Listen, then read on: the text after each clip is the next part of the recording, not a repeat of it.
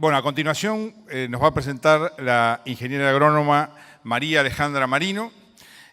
María Alejandra, compañerita de muchos años, es ingeniera agrónoma y magíster scientiae ahora, ¿no? En producción animal. Ambos títulos los obtuvo en la Facultad de Ciencias Agrarias de la Universidad Nacional de Mar del Plata. Actualmente María Alejandra es profesora adjunto de la Cátedra de Forrajes y del programa de posgrado en producción animal de la Unidad Integrada del INTA y la Facultad de Ciencias Agrarias en Balcarce.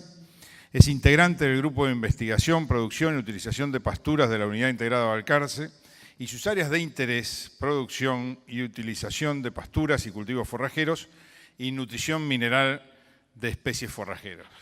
Esto me va a costar que me retire el saludo, pero para mí María Alejandra es alfalfita. Así que vamos a hablar de forrajes como Dios manda, cómo los utilizamos y cómo los nutrimos. Ale.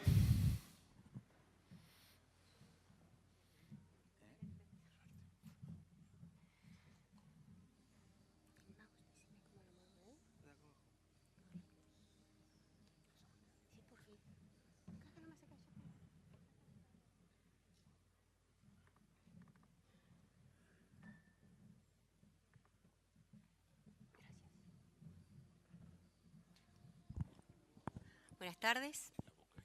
Lo primero que quería era agradecer a los organizadores, a Fernando, que me invitaron a participar y que vengo en nombre del Grupo de Producción y Utilización de Pasturas de la Unidad Integrada Balcarce a hablarles precisamente de pasturas.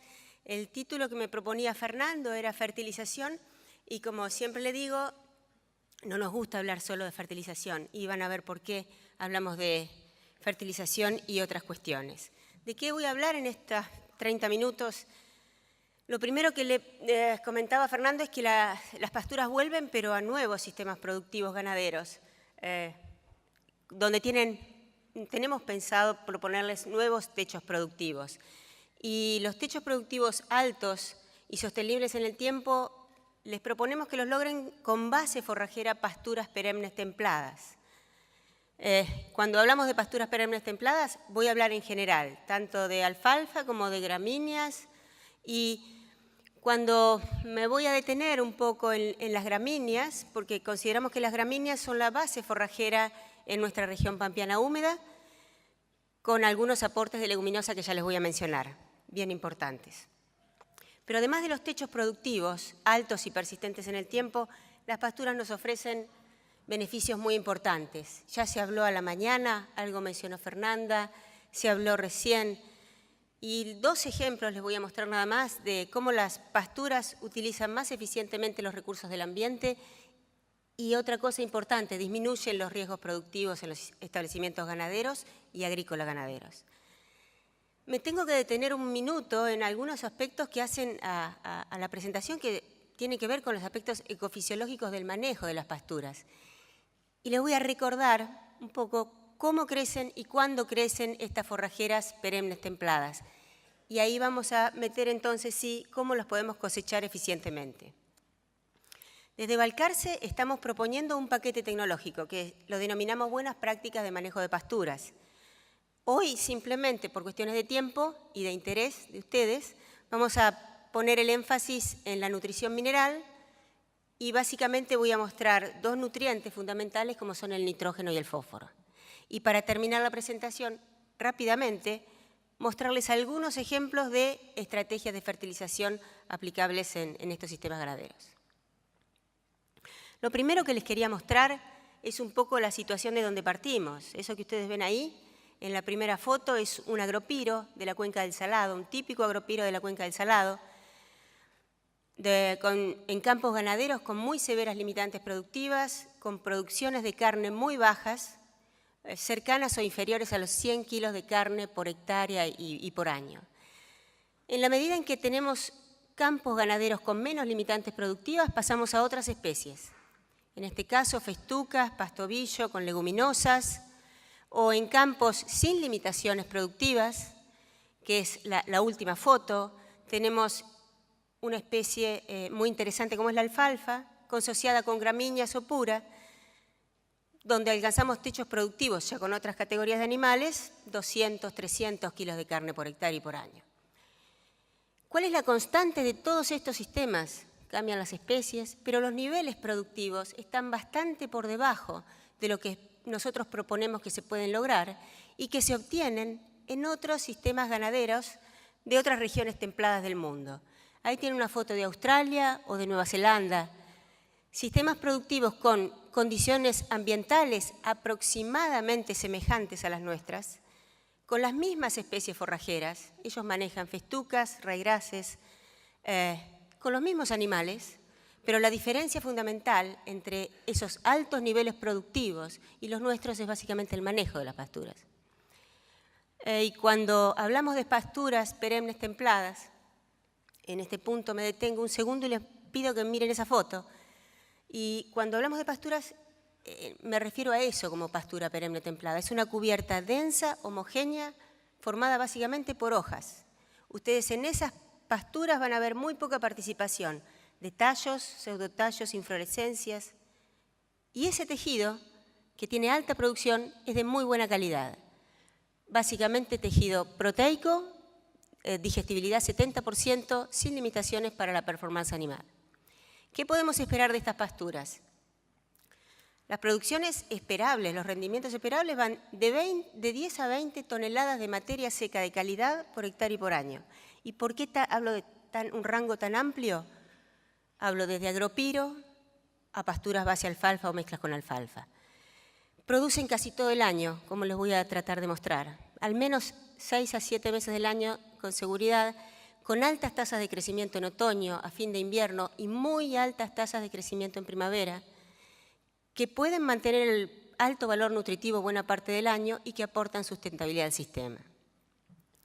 Cuando hablo de alta productividad, eso que ustedes ven ahí es una pastura de agropiro en Tapalqué, plena cuenca del Salado. Hoy hablaban de campos con limitaciones. Bueno, eso solo tiene aptitud y lo único que puede producir productivamente es el agropiro, pero a partir de estas pasturas les voy a mostrar qué podemos esperar cuando tenemos ejemplos de experimentos, ensayos a campo y lotes productivos en campos de productores, donde medimos la producción de carne con base forrajera pastoril en la región pampeana húmeda. Cuando hablamos de estos ambientes con severas limitaciones, donde solo podemos ubicar pasturas de agropiro, festuca y alguna leguminosa, en sistemas de cría o recría, fíjense las productividades, y me detengo en la época de producción de marzo a agosto simplemente, 370 kilos de carne producida. En un agropiro, también sudeste bonaerense, de septiembre a diciembre, 370 kilos de carne producida. Agropiro, en Balcarce, los que lo conocen, la Reserva 7, muchas limitaciones productivas. En la primavera, de octubre a diciembre, 600 kilos de carne producida por hectárea de agropiro. Estos son los techos productivos que podemos lograr solo consumiendo estas pasturas. Ahora, cuando llevamos las producciones a rangos anuales, para aprovechar eficientemente estas pasturas necesitamos otros recursos forrajeros. Cuando estas pasturas crecen poco, tenemos que usar estratégicamente suplementos y verdeos. Y en planteos de recría invernada, en toda la pampa húmeda, vemos ahí ejemplos de alfalfa y sobre base, pasturas alfalfa festuca, producciones anuales en pergamino de 730 a 850 kilos de carne por hectárea. En la zona pampeana norte, pasturas base gramínea y alfalfas, 1000 kilos de carne por hectárea. Alfalfas y gramíneas en el centro de Córdoba, 850 kilos de carne por hectárea y por año. En Balcarce, sobre pasturas base festuca trébol o festuca alfalfa, 790 kilos de carne por hectárea de pastura en el año. Cuando me refería a nuevos y altos techos productivos, esto es lo que les quería mostrar. Ahora bien, yo les dije que las pasturas perennes además aportan estabilidad al sistema. Y no estaba previsto, no nos pusimos de acuerdo, pero hoy se habló bastante de las plantas de gramíneas, que insisto, por ambientes deberían ser la base forrajera de nuestras pasturas. Y ahí tienen una planta anual, un raigras anual, un cultivo forrajero o comúnmente denominado verdeo invernal. Y si lo comparamos con una pastura, con una planta perenne, festuca en este caso, ustedes a simple vista observan la diferencia. Recién Romina les habló de productividades de raíces. La diferencia fundamental está que estas plantas perennes tienen una altísima capacidad de explorar los recursos del ambiente. Aprovechan mucho mejor los recursos ambientales y hacen un mucho mayor aporte de materia orgánica. Se habló esta mañana del secuestro de carbono de las pasturas, básicamente pasa por esto. Y si vamos a términos productivos, estos son datos para el sudeste bonaerense. Fíjense que en esta comparación se presentan producciones de carnes obtenidas de un verdeo de invierno, una promoción de raigrasa anual en un año seco. Fíjense que los primeros 2 trimestres del año no contamos con esta cubierta y recién produce primavera avanzada. Aún en un año húmedo, este raigrasa anual, el primer trimestre del año no está disponible. En cambio, una pastura en un año promedio tiene plantas creciendo y produciendo forraje a mayor o menor tasa, pero todos los días del año, en tanto y en cuanto tenga agua y tenga nutrientes. Y las productividades son sustancialmente mayores. Es decir, a esto me refería con que la pastura perenne le da estabilidad al sistema productivo. Por otra parte, estas son fotos que estamos bastante acostumbrados a verlas, sobre todo este año, y en un estudio de Noceto y colaboradores en el año 2015 publicaron o estudiaron para la zona de Trenquelauquen cómo variaba la dinámica de la profundidad de la napa del suelo según la cobertura, según los cultivos que se establecieran sobre ese suelo. Entonces, hicieron una modelización para 40 años. En el gráfico superior les muestro cómo llovió o cómo fueron las precipitaciones anuales en esos 40 años en Trenquelauquen con un promedio de 950 milímetros al año, que es la línea punteada. Y en el gráfico inferior, los que les muestro muy rápidamente, es algo de lo que también se habló hoy, la profundidad de la napa freática. La línea negra continua que está siempre por encima es la profundidad de la napa en un suelo bajo un monocultivo. Un monocultivo que en promedio para esos 40 años consumió 680 milímetros de agua por año y que mantuvo la napa en promedio a 1,5 metros de profundidad. La línea punteada por debajo hace referencia al doble cultivo, un cultivo de invierno y un cultivo de verano, que consumieron en conjunto 780 milímetros por año y mantuvieron la napa alrededor de 2 metros de profundidad. Y por debajo, siempre por debajo, durante los 40 años, tienen la profundidad de la napa en un suelo cubierto por una pastura de alfalfa, en un tambo, que consumió en promedio 1.075 milímetros por año y que mantuvo la napa a 4 metros de profundidad. Entonces, cuando hablamos de convivir con los cambios climáticos y con estos excesos hídricos, las pasturas perennes nos dan una mano importante. Y para hablar de lograr estas pasturas, nosotros proponemos estas buenas prácticas de manejo de pasturas que rápidamente les menciono, que son buenas prácticas de manejo de la siembra, buenas prácticas de manejo del pastoreo y buenas prácticas de manejo de la fertilización. No me miren asustados porque no voy a hablar de todo esto, simplemente les quería decir que no se pueden aplicar independientemente. Esto es como si sembraran un cultivo de trigo y lo sembraran bien y no lo fertilizaran y no lo cosecharan. No van a tener éxito. Para lograr buenas pasturas tenemos que manejar estos 3 componentes que son simples, de fácil aplicación, tienen alto impacto productivo y nos permiten obtener mucho más forraje de calidad. Hoy me han invitado simplemente a poner el énfasis en la fertilización, pero yo algo les tengo que mencionar de pastoreo. Y para hablar de pastoreo y mantener estas pasturas como les estoy contando, vuelvo a la foto inicial y les recuerdo, por si se les pasó, que el producto que queremos cosechar en esta cubierta son simplemente las hojas. Por eso tenemos que saber cómo crecen las hojas y cuándo crecen. Esto es extremadamente didáctico, pero me parece interesante mostrarles que las gramíneas forrajeras perennes pueden sostener solo 3 hojas vivas. ¿Qué significa esto? Aunque ustedes vean una alfombra verde sobre sus lotes, en esa pastura se van a producir 3 hojas y cuando aparece una 4ª hoja, la primera se muere. ¿Cada cuánto pasa esto? Las plantas lo miden como en los cultivos, por sumas térmicas. Aproximadamente, en este caso para raíraz perenne, cada 100 grados centígrados acumulados aparece una nueva hoja. Si ya están haciendo cuentas, entonces pueden deducir que superados los 300, 400 grados día, se empiezan a morir las hojas. ¿Sí? El año pasado, un investigador neozelandés, Chapman, publicó este esquema también súper didáctico, me pareció interesante mostrarlo, que les muestra cómo se acumula forraje en una pastura de raíraz perenne en función de la suma térmica. ¿Sí? Y ahí otra vez ven grados días acumulados. Lo que vemos aquí es que en estos 300 grados, como les decía recién, aparecen 3 hojas y a los 300 grados días acumulados por esta planta, ya esa cubierta está interceptando casi la totalidad de la radiación incidente. En definitiva, si ustedes dejan transcurrir el tiempo y no intervienen en esta cubierta, van a empezar a perder el forraje que creció. Dicho esto, sería bueno ver cuándo el clima nos permita que ocurra este proceso. Y para ponerlo en términos comparativos, tomé 2 localidades climáticamente contrastantes. ¿Cuándo crecen las pasturas templadas? Nosotros tenemos el concepto de que o son otoño-invierno primaverales o primavera-invierno estivales. ¿Cuándo crece una gramínea forrajera templada de las que les estoy hablando? Vamos a ver en Rosario cómo son las temperaturas medias diarias, que es esa línea roja que ustedes ven en el gráfico. Mes a mes, esa es la variación térmica en promedio. Y les voy a incorporar 2 líneas.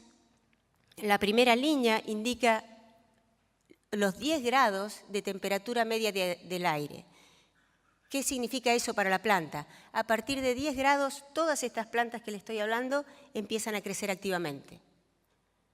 Otra cosa que ya pueden estar pensando, por temperatura, y a los 20 grados alcanza el óptimo de crecimiento. Entonces, si consideramos la temperatura de Rosario, por temperatura, todos los días del año nuestras gramíneas forrajeras pueden crecer y producir forraje. En Balcarce, en cambio, no tenemos esta fortuna. Vean la curva roja para Balcarce. Buena parte del invierno estamos por debajo de los 10 grados de temperatura media diaria, con lo cual, para estas gramíneas forrajeras, la temperatura las frena el crecimiento. Lo otro que tenemos que considerar para ver cuándo crecen las pasturas es el agua. En Rosario, esa es la distribución de precipitaciones promedio histórica. Lo otro que tenemos que tener en cuenta es el balance hídrico. Como ven, hay balance hídrico positivo en otoño, salida del otoño y algo del invierno, y el balance hídrico se torna algo negativo en la primavera, con lo cual las pasturas basadas en gramíneas, en Balcarce, en cambio, esas son las precipitaciones y ese es el balance hídrico. Precipitaciones menos evapotranspiración. Fíjense que en Balcarce, en cambio, las precipitaciones y la baja evapotranspiración invernal hace que se pueda recargar el perfil y tengamos humedad disponible en primavera. En síntesis, para Rosario, nuestras gramíneas forrajeras perennes pueden crecer buena parte del otoño e invierno. En Balcarce pueden crecer en otoño y en primavera.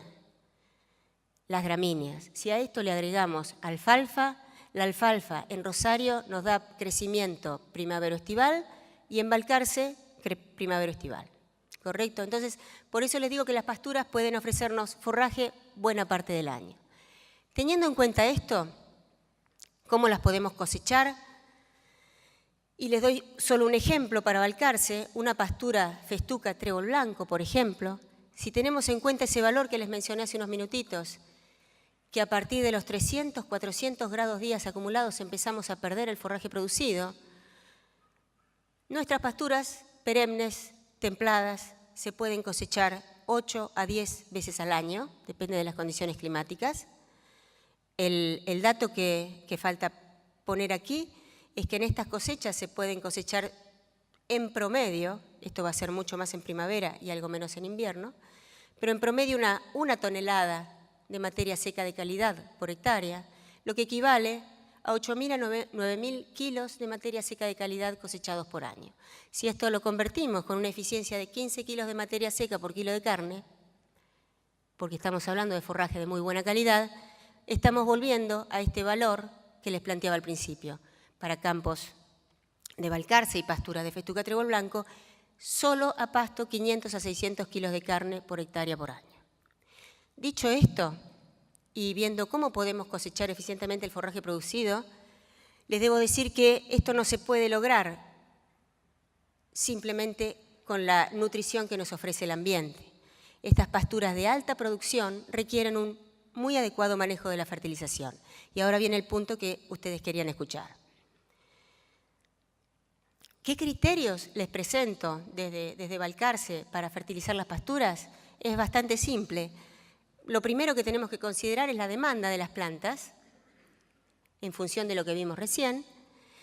Lo otro que tenemos que considerar es el aporte que ofrece el ambiente, tanto del suelo, la fijación simbiótica de nitrógeno, abonos, suplementación que no son consumidos, las deyecciones de los animales, que no es menor y que no voy a hablar hoy por cuestiones de tiempo, pero son todas cuestiones a considerar, y en base a esta muy fácil balance vamos a efectivizar la cantidad de fertilizante aplicado. Desafortunadamente, hoy no hay mucha información sobre estos aspectos, y lo que voy a tratar en lo que resta de la charla es ponerle números y valores a estos parámetros. El primer punto, ¿cuántos nutrientes requieren nuestras pasturas? Y lo primero que tenemos que considerar es qué pasturas estamos manejando y en qué ambientes. Las pasturas perennes templadas pueden ubicarse en cualquiera de esos ambientes que les estoy mostrando a modo de ejemplo en esa transparencia. Desde ambientes sin limitaciones de capacidad de aptitud agrícola, donde aparece la alfalfa. ¿Y por qué aparece la alfalfa? Porque la alfalfa es de las pocas especies forrajeras perennes que producen en pleno verano mucho forraje, tan simple como eso. Y después sí, las gramíneas. En todo el resto de los ambientes, las gramíneas, desde festuca, cebadilla, trébol, hasta en las peores condiciones dominadas por agropiro. Los ambientes imponen limitaciones. La buena noticia que tengo para darles es que en ambientes sin limitaciones podemos esperar de 15 a 20 toneladas de materia seca por hectárea, y en ambientes con limitaciones medias a severas, 10 a 12 toneladas de materia seca de forraje producido, de calidad, insisto, por hectárea. Pero los suelos ganaderos son heterogéneos. Más tarde se va a hablar de este tema. Si los suelos agrícolas son heterogéneos, lo único que les quiero mencionar es que los suelos ganaderos son mucho más heterogéneos todavía. Por eso, desde Balcarce estamos avanzando en proponerles que hay variabilidad en la producción de pasto, hay variabilidad en la respuesta a insumos. No me voy a meter en este tema porque Pablo Sicor está mostrando su póster con estos resultados. Simplemente decirles que, por ejemplo, en lotes de agropiro convenientemente ambientados, se puede determinar claramente la variabilidad en productividad y la variabilidad en la respuesta al agregado de insumos. Ahí tienen la producción de forraje en 2 zonas de manejo contrastantes y la respuesta al agregado de nitrógeno, por ejemplo. Entonces, es necesario conocer el ambiente, es necesario ver qué posibilidades tenemos en cada parte del lote. Entonces, habiendo definido de alguna manera, poniéndole números a qué pasturas pueden producir y qué productividad pueden alcanzar, hay que ver cuántos nutrientes requieren. Al igual que en los cultivos, y voy a generalizar, a medida que quieren producir o pueden producir más forraje, van a consumir más nitrógeno, van a consumir más fósforo. Eso es así. Para simplificar y avanzar en la presentación, les propongo un número fácil. Por tonelada de materia seca producida, estas pasturas necesitan consumir 2 a 3 kilos de fósforo y 20 a 30 kilos de nitrógeno. Con lo cual, si hacemos una cuenta muy fácil y lo llevamos a las 10 toneladas que les mostré recién, potencialmente producibles, podemos estar hablando de que una pastura de festuca trébol blanco de buena producción puede estar necesitando 20 a 30 kilos de fósforo por hectárea y 200 a 300 kilos de nitrógeno. ¿De dónde proviene eso? Tenemos que hacer lo posible para utilizar muy eficientemente lo que nos ofrece el suelo, aprovechar muy eficientemente lo que nos ofrece la fijación simbiótica de nitrógeno por las leguminosas, y lo que no podemos obtener de esas fuentes lo cubrimos con fertilizante. Para avanzar en el segundo componente de ese balance, necesitamos tener información de diagnóstico. ¿En qué lotes estamos produciendo? También me detengo en esta foto. Claramente es una situación muy conocida para aquellos que manejan animales, de salida del invierno, donde esas plantas, esos manchones más verdes, son plantas que están utilizando el nitrógeno y las deyecciones de los animales, y las otras pobres que están sin ese beneficio muestran lo que les ofrece simplemente el suelo. Entonces, más allá de este diagnóstico visual, que tiene su valor, pero podemos avanzar mucho más utilizando análisis de suelo. El análisis de suelo nos provee de información muy importante sobre contenido de fósforo del suelo, contenido de materia orgánica, propiedades químicas. Podemos avanzar en el análisis de planta y saber con mucha más precisión qué contenido de nutrientes pudieron capturar estas plantas. Y hoy contamos con otras metodologías más simples, fáciles de usar. Por ejemplo, el clorofilómetro, donde en tiempo real y durante el transcurso del cultivo podemos monitorear el estado de nutrición de nuestras pasturas y nuestros verdeos. Entonces, voy a un gráfico clásico donde les muestro en aquellos que están acostumbrados a manejar alfalfa, y todos ustedes saben que la alfalfa fija tiene la capacidad de autoabastecerse de nitrógeno, con lo cual el nutriente que más limita su crecimiento en nuestra zona es el fósforo. Y fíjense cómo varía la producción de forraje anual de una pastura de alfalfa en función de la disponibilidad de fósforo en el suelo. Esto es clásico y típico, con niveles muy bajos de fósforo en el suelo. La productividad está severamente limitada, no les estoy diciendo nada nuevo. La productividad de la producción de materia seca se incrementa casi linealmente, hasta las 20 partes por millón de fósforo en el suelo. Y por encima de este umbral, la respuesta la van a verificar o no dependiendo del rendimiento esperado y de la potencialidad del ambiente. Lo único que les quería mencionar es que estos niveles bajos a muy bajos de fósforo en el suelo los encontramos típicamente en la cuenca del Salado, en la zona de cría y recría, con niveles de 5 a 10 partes por millón de fósforo en el suelo y con sistemas de producción de carne sin historia de fertilización fosfatada. En cambio, esto es para Tandil, pero estamos verificando que en tambos con una historia de fertilizaciones fosfatadas frecuentes y mucha devolución por las deyecciones de los animales, niveles de fósforo en el suelo superiores a 30 partes por millón. Otra vez, como hablaba Fernando esta mañana, ¿dónde se posicionan? ¿Cómo están sus lotes en cuanto a este parámetro? Si hay deficiencias de fósforo en el suelo, es archiconocido que van a tener respuesta a la fertilización. Solo quería mencionar que si aplican fósforo, es bueno que cuantifiquen la respuesta a ese fósforo aplicado en pasturas perennes en periodos superiores al año de aplicación. En este caso les muestro datos de un ensayo de alfalfa en Balcarce que les muestra la producción de forraje acumulada en 4 años, en barras verdes, y los numeritos rojos sobre las barras son los kilos de carne producidos producto de esa fertilización. Además, les quería comentar cuándo y cuándo fertilizar con fósforo. Bueno, como mencioné recién, si están por debajo de 15 partes por millón de fósforo en el suelo, están en condiciones de deficiencia, y les digo más, de severa deficiencia si quieren llegar a estos niveles productivos que les estoy comentando. Entonces, si están en estas condiciones, necesariamente deben fertilizar a la siembra, pero además, si quieren mantener altos y estables niveles productivos más allá de un año, deben refertilizar periódicamente, y la dosis será variable según el ambiente, suelo y clima, según la especie considerada, según el manejo del pasto, que en definitiva les va a dar información sobre qué rendimiento de pastura pueden esperar. Ahora bien, hasta aquí hablamos de fósforo y de leguminosas, pero yo les dije que iba a hablar bastante de gramíneas. Y si empezamos a hablar de gramíneas, no solo tenemos que hablar de fósforo, sino también de nitrógeno.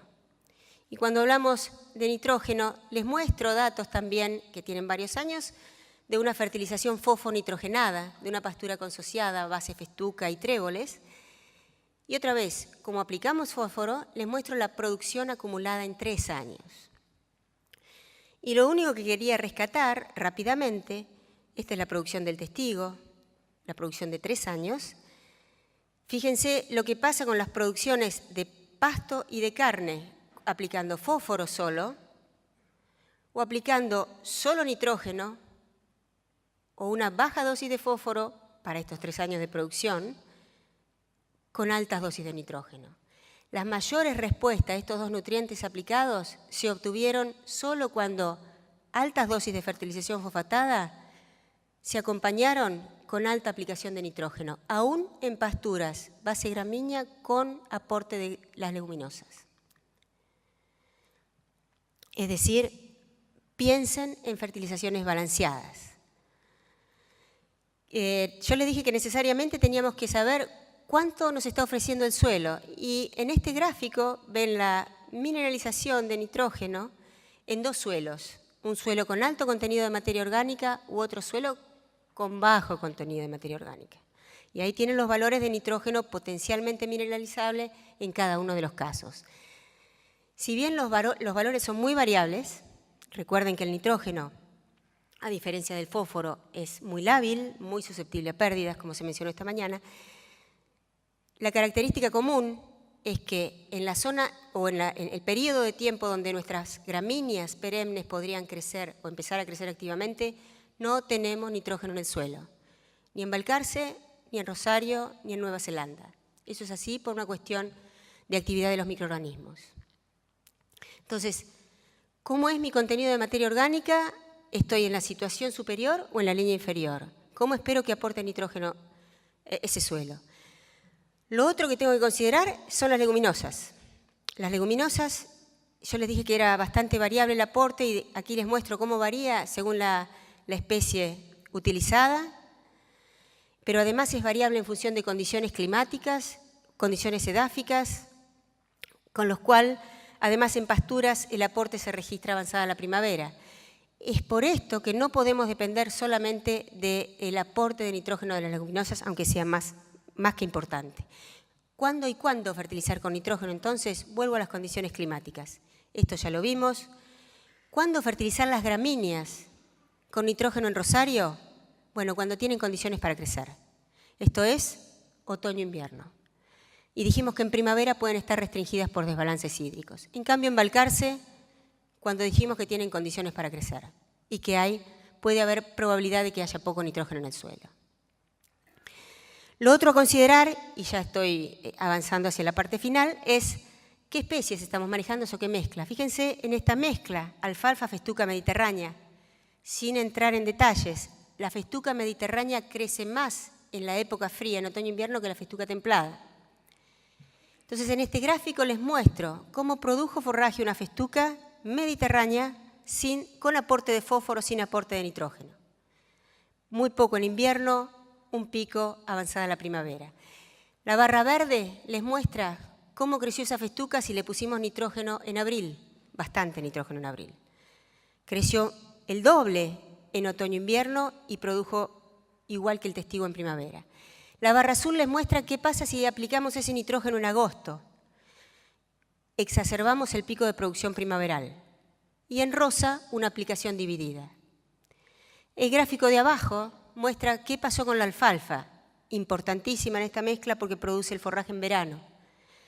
Eso es cómo creció la alfalfa en verano, cuando no aplicamos nitrógeno. Cuando aplicamos el nitrógeno en marzo, prácticamente no tuvo variaciones, cuando aplicamos en abril. Cuando aplicamos el nitrógeno en agosto, y fíjense, y aquí me detengo un segundo, la aplicación de nitrógeno en agosto, en primavera, afectó el crecimiento y la producción de forraje estival de alfalfa. Lo mismo que la aplicación dividida. Entonces, ¿en qué pastura estamos aplicando el nitrógeno? Otro interrogante. Por último, ¿cuándo y cuándo fertilizar? Pronósticos climáticos. El nitrógeno es muy susceptible a pérdidas, tenemos que aplicarlo cuando lo necesitan las pasturas, pero además cuando el clima nos lo permite.